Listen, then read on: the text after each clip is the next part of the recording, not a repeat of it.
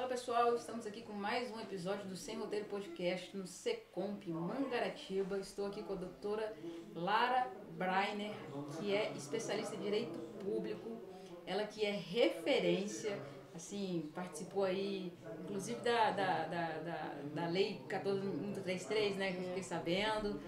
O pessoal aqui estava cheio de fã dela aqui durante o evento. Eu falei, gente, eu tenho que conhecer essa mulher e é um encanto de pessoa.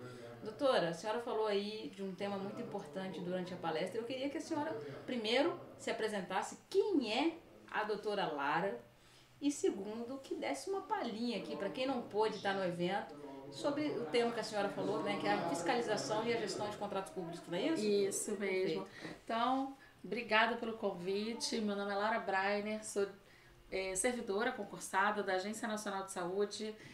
Já atuo com a área de fiscalização de contratos, gestão e fiscalização de contratos há 20 anos no serviço público. Comecei na administração municipal em Nova Iguaçu, fui procuradora em Nova Iguaçu, procuradora municipal. Depois eu fui para o meu órgão de origem e hoje trabalho no Ministério da Gestão e da Inovação. Sou diretora, sou atual diretora da Central de Compras do Ministério.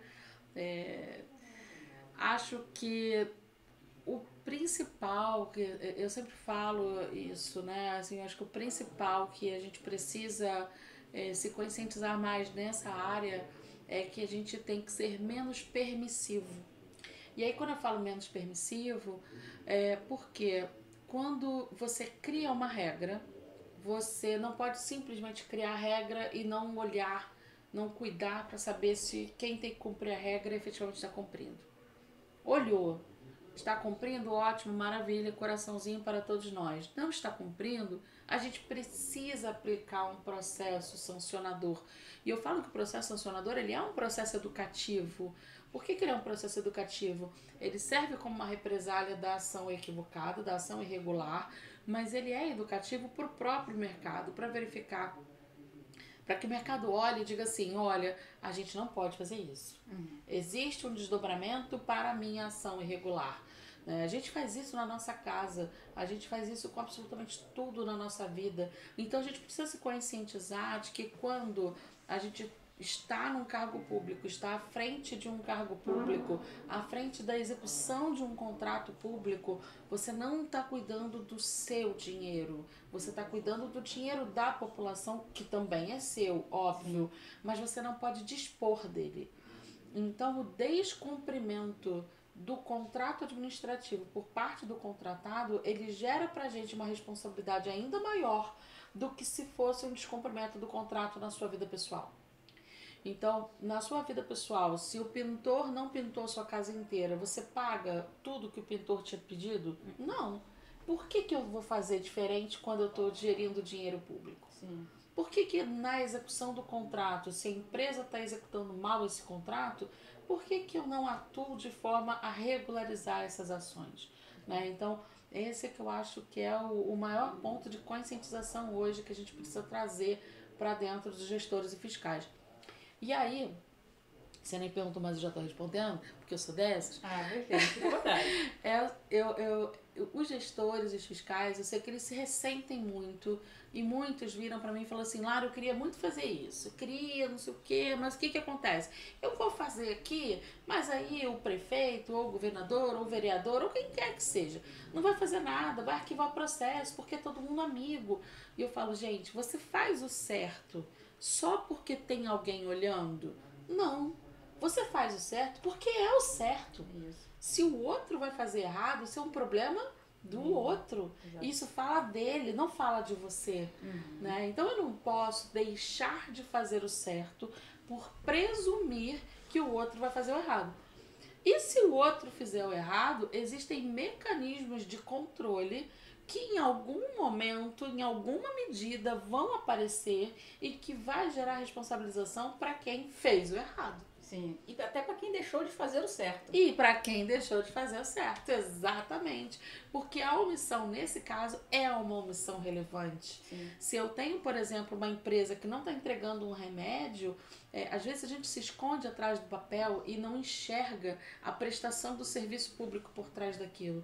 Você é um servidor que é fiscal do contrato, por exemplo, de medicamento, e aí você está só olhando ali a caixinha do remédio que chegou, não chegou, é mais do que isso. O remédio que não chegou é alguém que não está sendo atendido, é uma pessoa que está na fila do atendimento do SUS. Na merenda escolar é uma criança que deixou de comer, que muitas das vezes é a única refeição que ela tem, é aquela refeição que é dada naquela escola. Então, assim, a gente tem que parar de olhar o processo como apenas um processo e enxergar o processo como instrumento de transformação social e de entrega de cidadania para a nossa população atendida. Eu faço bastante isso no escritório, né? Deixa, isso aqui não é papel, isso aqui não é número, isso aqui são pessoas, né? E trabalhar na administração pública deve ser a mesma coisa. Eu já fui subprocuradora, já fui consultora jurídica de uma empresa pública e vi que não era para mim. Vi que não era para mim, eu prefiro estar no setor privado, porque é muita gente trabalhando, passa por muitas mãos, e você não tem poder de decidir, então assim, não era pra mim. Faz parte. Mas acho que vocês têm muita coragem, acho vocês guerreiros, e pelas palestras aí, vejo que a parte da educação, a parte que vocês estão fazendo aqui, educando, trazendo cultura para os gestores públicos, para as pessoas que trabalham no serviço público, se essas pessoas pegarem tudo que aprendem aqui e colocarem em prática, aí eu volto a trabalhar no setor público. Aí realmente... Olha que eu anotei isso, vocês também, né? Não, aí dá vontade, porque assim, na prática, se colocar isso tudo, agora com inteligência artificial, com essa cultura de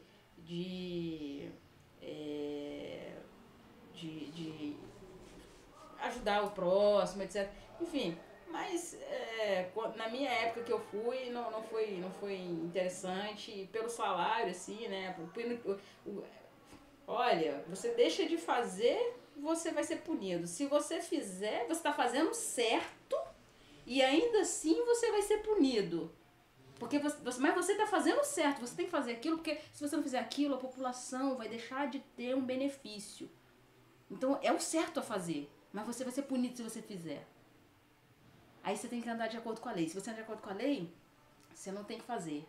Aí você fala, poxa, mas o que é o certo? O que é o errado? Né? É muito difícil. Isso foi um conflito muito grande que eu passei. Eu sei que o certo é andar com a lei, por isso que eu saí, né? E aí eu falei assim, bem, o certo é andar com a lei. Então, se eu tenho que andar com a lei, eu tenho que sair. Porque eu queria estar ali dentro da administração pública para ajudar pessoas. Se eu não podia ajudar pessoas, se eu fosse ajudar pessoas e eu ia me prejudicar, então não era o lugar que eu teria que estar.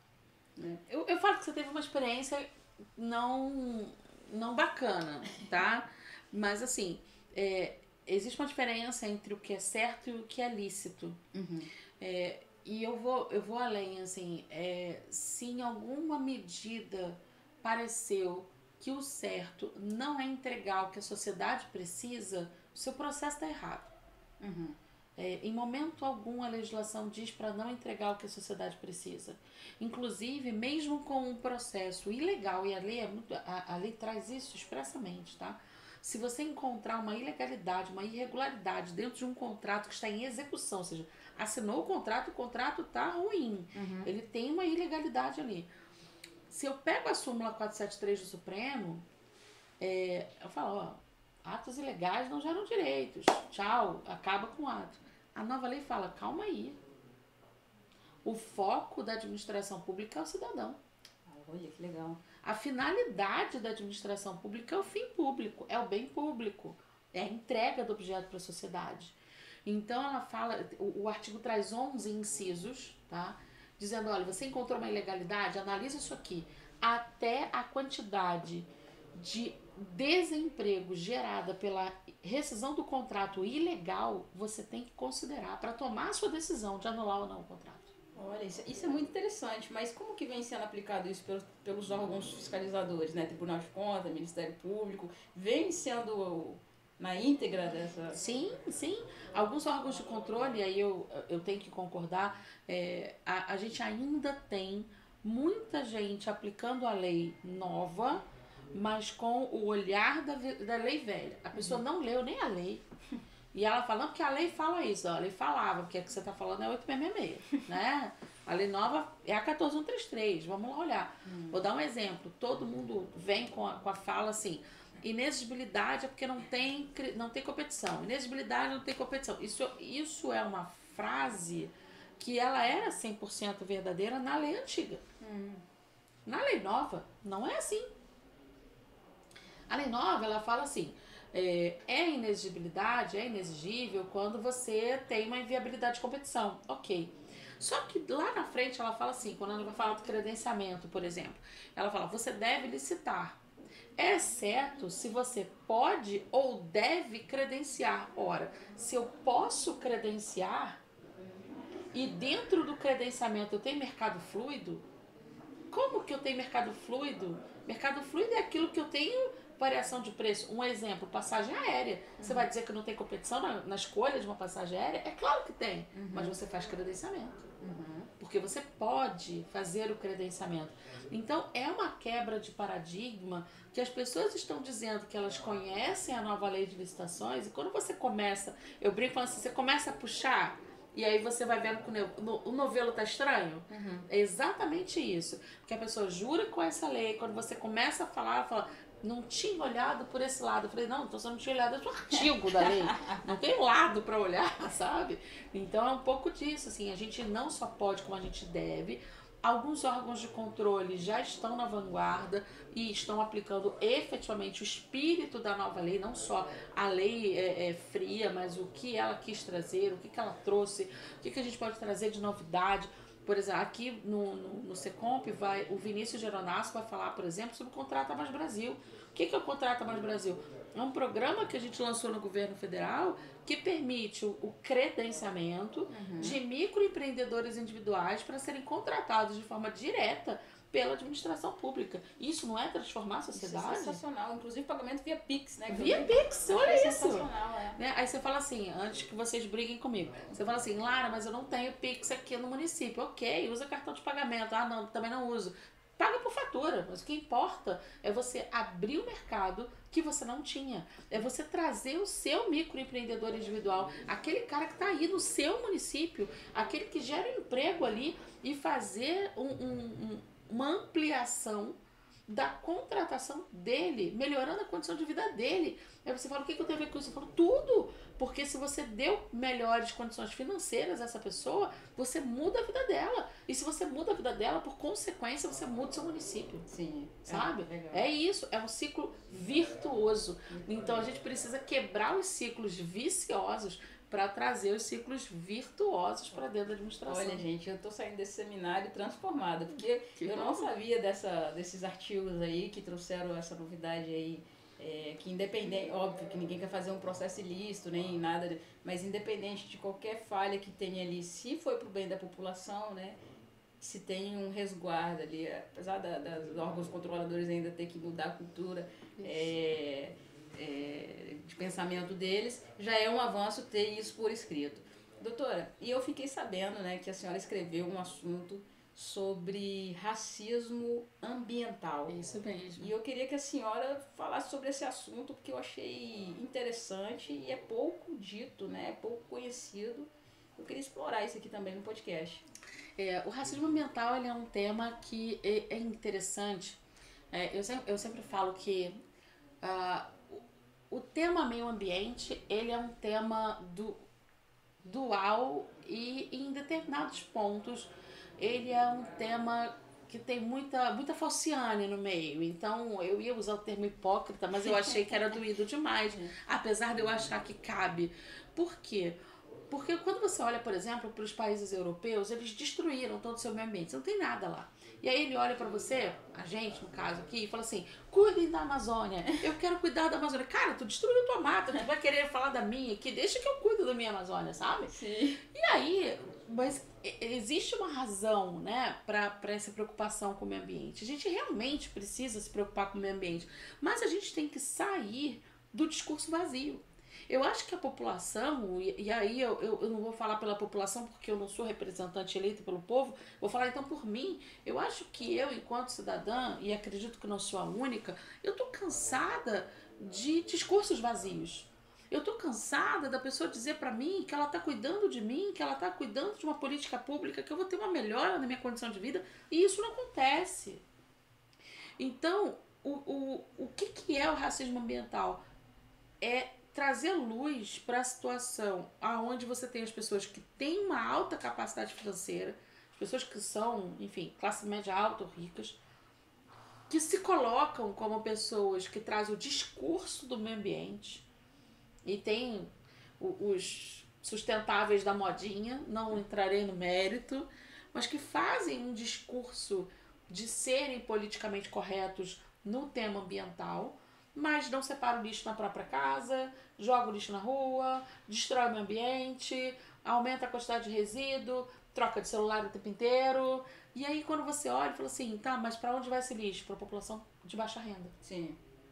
Então o excluído, ele sofre a consequência da falta de uma política de sustentabilidade real, porque é só no discurso, da população dominante. Perfeito. E quando você olha para essa população periférica, para essa população vulnerável, na maior parte dela nós encontramos quem? A gente encontra a população negra. Então, é muito fácil, e aí eu vou botar um fácil entre aspas, eu ter uma pessoa branca, elitizada, se colocando como sou defensora da sustentabilidade, Sim. não a pratica na realidade, Uhum. e essa consequência vai na população negra vulnerável. Sim. Então ela é vulnerável e atacada, né, duas vezes. Porque ela é chamada a fazer algo que ela não consegue e ela sofre a consequência na prática, no ser da sua vida, de quem deveria fazer e não faz. Não, isso é muito verdade, doutora, porque assim, depois que eu passei a morar sozinha, eu reparei uma coisa, a gente produz muito lixo.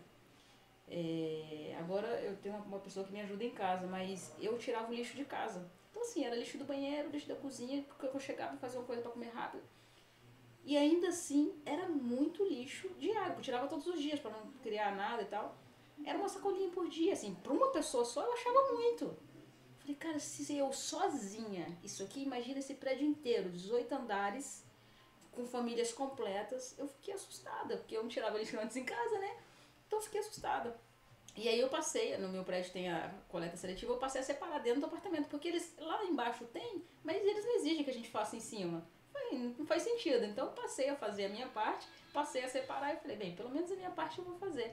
A gente passa a começar a ter essa consciência nesse sentido, porque eu não vou ser afetada diretamente, porque eu moro num bairro que tem saneamento básico, a minha rua é sempre limpa, enfim, nos ambientes que eu ando, eu não vou ver diretamente essa questão do meio ambiente afetado. Talvez no futuro, no ar que a gente respira, em outras questões. Mas já tem gente sendo afetada. Exato. Né? Talvez a gente sofra, a gente classe média, né? Sofra daqui uns 10 anos, 20 anos, não sei. Mas já tem gente sendo afetada. E muito. Já. Né? Eu sou de Brasília, tem 9 anos que eu tô morando no Rio. É óbvio que Brasília existe. A gente trocou de lugar, você sabe, né? A senhora mora no... A senhora tá no daqui céu. do Rio, Eu sou daqui, tô morando no Brasil, e você é de Brasília e tô morando aqui no Rio. E é óbvio que Brasília existe lugares periféricos, né? Estrutural, Ceilândia, agora tem até outras áreas que minha família ainda mora toda lá. Mas nas últimas vezes que eu fui lá, passei um pouco mais de tempo, andei e falei, Brasília tá bem diferente. Mas assim, a parte pobre do Rio de Janeiro é escrota. É pobre mesmo. É assustadora. Eu morava numa bolha. Quando eu viajava para Nordeste e tal, eu viajava turismo, né? Então a gente não vê essa parte. Já vim aqui no Rio várias vezes, mas assim, quando eu vim para morar, que eu vi isso, eu fiquei assustada. E você tem uma parte da sua fala que eu achei muito interessante. Você morava num prédio de 18 andares. Olha como o discurso é vazio. Um prédio de 18 andares, onde o prédio tem coleta seletiva. Mas se você não separar o lixo da sua eles casa... Eles não exigem que a gente... Pra que o prédio tem se ele não exige do morador ter...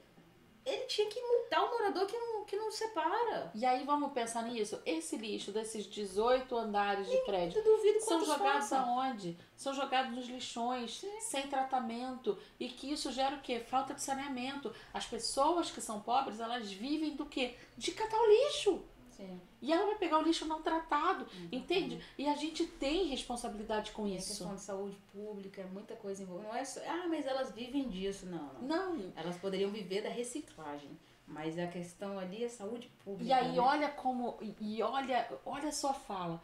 Ela não teria que viver no lixo. Por que que eu a condenei a viver, a se sustentar do lixo?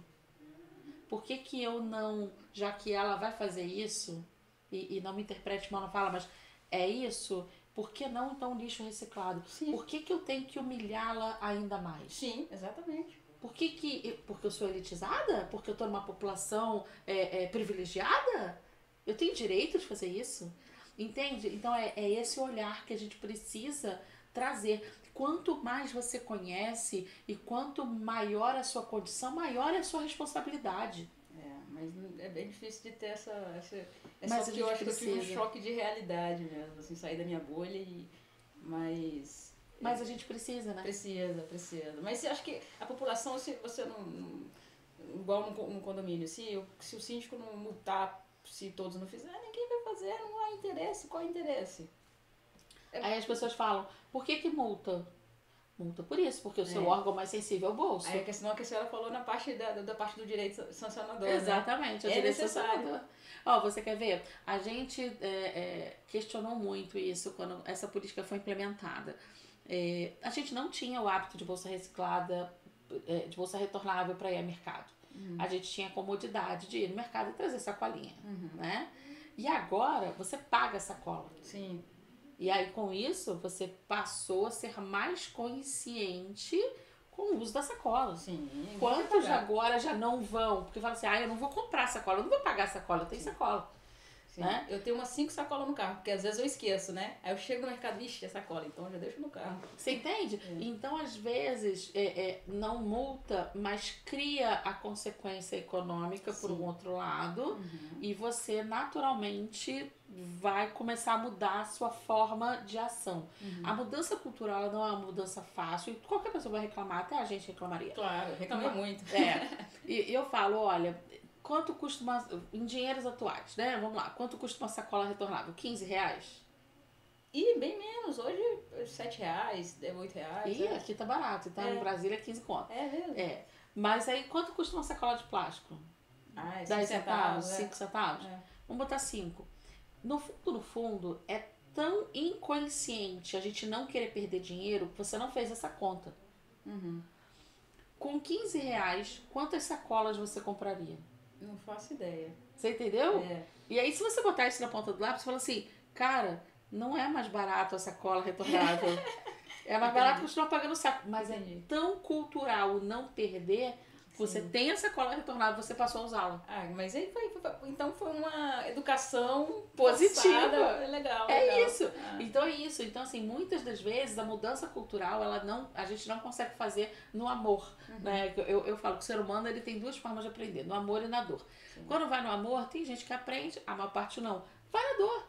Bota uma multa, diz que vai ter que pagar alguma coisa, daqui pra frente eu não te dou de graça, você vai ter que comprar. E eu, caralho, eu vou comprar, então dessa daqui. Não importa o como, sabe?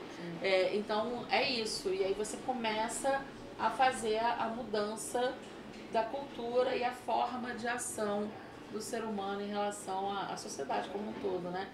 Mas eu gosto de uma frase de Gandhi que ela diz assim, seja você a mudança que você quer ver no mundo. E aí é um pouco disso tanto para a administração pública quanto no tema de sustentabilidade. Se você quer que alguma coisa seja diferente, faça você diferente. E faça independente do outro. Porque isso é uma coisa que eu falo muito também. Eu falo assim, eu não sou honesta porque o outro é honesto. Eu não sou uma pessoa preocupada com o meio ambiente porque o outro é. E não vou deixar de ser porque o outro não é. Sim, a minha ação por si só não vai fazer muito efeito, mas deixa a minha consciência tranquila. Se cada um pensar exatamente assim, todo mundo vai fazer. Sim. Se todo mundo fizer, o ser humano a sociedade melhora, né? Sim. Então, e aí, isso é lindo, a gente poderia ficar falando horas aqui sobre isso, mas o fato é esse, assim, a gente precisa realmente mudar. No outro dia eu falei isso, o aluno falou assim, e aí foi numa aula e o aluno falou assim pra mim, não é assim não, as pessoas elas são o que são e o outro interfere sim. Eu falei, você já matou alguém? Aí, não. Eu falei, mas tá cheio de assassino por aí. Eu não tenho que fazer alguma coisa ou deixar de fazer alguma coisa porque o outro faz também. Sim. Né? Então, assim, não é porque tem uma pessoa que é corrupta que eu serei corrupta. Não é porque uma pessoa tem um discurso vazio de sustentabilidade que eu também serei. Então, eu acho que a gente precisa olhar diferente para as nossas próprias ações e começar a provocar essa mudança no outro, sendo um agente catalisador de atração. Que legal, doutora. Olha, o papo aqui tá incrível. Porque a gente agora trocou de estado, né? Então eu tô super honrada não só de ter entrevistado a senhora aqui, que aqui é um podcast fest, né? Que o nosso podcast é lá na Barra da Tijuca, é assim, 1 hora, e depende do convidado vai até mais. E aqui é um takezinho, né? 15, 20 minutos.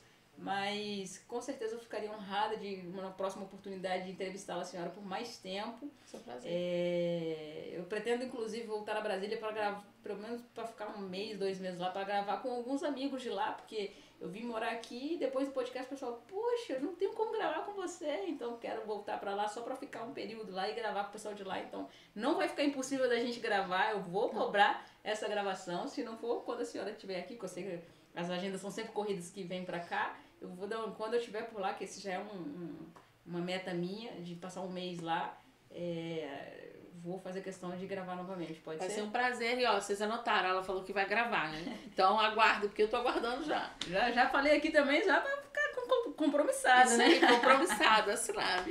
Doutora, muito obrigada. Muito obrigada. Foi um papo super emocionante e gratificante, né? Sem contar com o tamanho a aula que a senhora deu no primeiro tema, no segundo tema. Então, estou muito feliz. Muito obrigada mesmo. Gente, esse foi mais um... primeiro, deixa suas redes sociais, né? Sim. Achar. Como eu sou uma pessoa muito criativa, é Lara Brainer. Então, é @Lara Brainer, né? Tanto no Instagram quanto no Facebook também é Lara Brainer. E o e-mail, super criativo também, larabrainer@gmail.com. Tem site, YouTube, alguma coisa do tipo? Não, nada. Por enquanto não. Eu já falei, um dia eu vou encontrar uma alma caridosa que me ajude a cuidar das minhas redes sociais. Eu faço essas coisas. Então, a senhora mesmo que domina tudo ali. É isso aí, ou seja, é ruim. Não, que isso. Eu, se não fosse esses meninos aí, eu também seria um desastre. Gente, este foi mais um Sem Roteiro Podcast e até a próxima. Tchau, tchau.